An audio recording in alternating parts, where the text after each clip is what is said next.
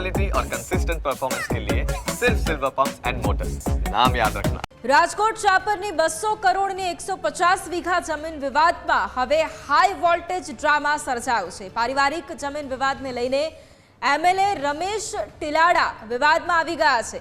એમએલએના બહેન Dayaben ઉંધાડની news capital સાથે વાતચીત। સવારથી સાંજ સુધી પોલીસે મને કેમ બેસાડી રાખી, મારો શું ગુનો? દયાબેને શાપર પોલીસ પર ગોંધી રાખવાના આરોપ લગાવ્યા છે। એમએલએના ઇશારે પોલીસ ધમકાવતી હોવાના દયાબેનના આક્ષેપ છે। પોલીસ કર્મી મુકેશભાઈ અને પીઆઈ રાણાએ કહ્યું, જમીન બાબતમાં સમાધાન કરાવી દો। ફાર્મ હાઉસમાં તોડફોડ કરી માટે દયાબેનની અટકાયત કરી તેવું પોલીસનું કહેવું છે। મગનભાઈએ ફરિયાદ ન નોંધાવતા અમે દયાબેનને જવા દીધા તેવું પણ પોલીસે કહ્યું છે। હાલ આ જમીન વિવાદને લઈને સિવિલ કોર્ટમાં દાવો ચાલી રહ્યો છે।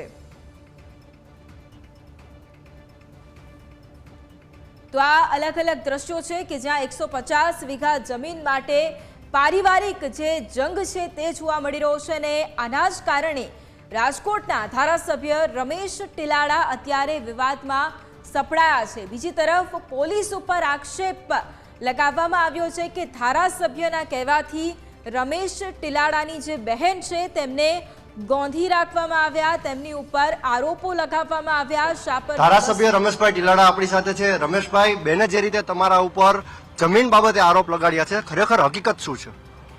અમારો આ પારિવારિક બાબત છે અને જે કંઈ વારસાઈ મિલકત છે એમાં જ્યાં જ્યારે સહી જે મારી પક્ષકાર તરીકે કરવાની હતી મેં સહી કરી દીધી છે અને આજે પણ હું સહી કરી દેવા તૈયાર છું। હું આ બાબતમાં મેટરમાં ક્યારે પણ વિરોધમાં હતો નહીં ને આજે પણ નથી અને જ્યાં જેની જેટલી વાર સહી મારી માગી એટલી વાર મેં સહી કરી દીધી છે। બેનનો એવો પણ આક્ષેપ છે કે ભાઈના કહેવાથી પોલીસ ઉઠાવી ગઈ, એક તમારા કહેવાથી અને સાથે જે તમારા મોટા ભાઈ છે ગોવિંદભાઈ તેમના કહેવાથી પણ ઉઠાવી ગઈ છે।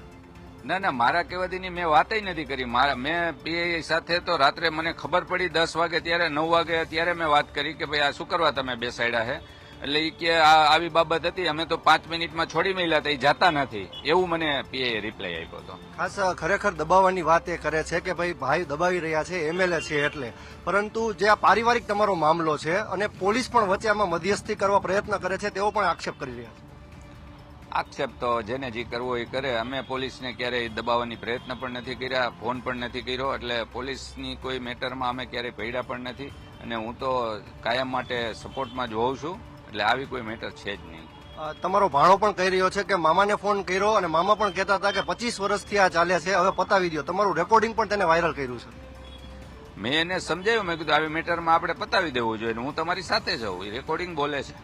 રમેશભાઈ ભાગ દેવા તૈયાર છે બેનને? હા, હું આજે પણ તૈયાર છું અને કોઈ દિવસ મેં ના નથી પાડી। બીજા બધા લોકો આમાં ઘણા લોકો બીજા પણ સાથે હોય, બધા સહમત છે। આ હતા રમેશભાઈ ટિલાડા। તેઓ સ્પષ્ટ કહી રહ્યા છે કે આજે પણ હું મારી બેનને ભાગ દેવા તૈયાર છું, મેં ક્યારેય પણ પોલીસને ધમકાવવા માટે કહ્યું નથી, એટલે કે દબાવવા માટે પણ કહ્યું નથી। કેમેરા પર્સન અભય ત્રિવેદી સાથે ઋષિ દવે, ન્યૂઝ કેપિટલ, રાજકોટ।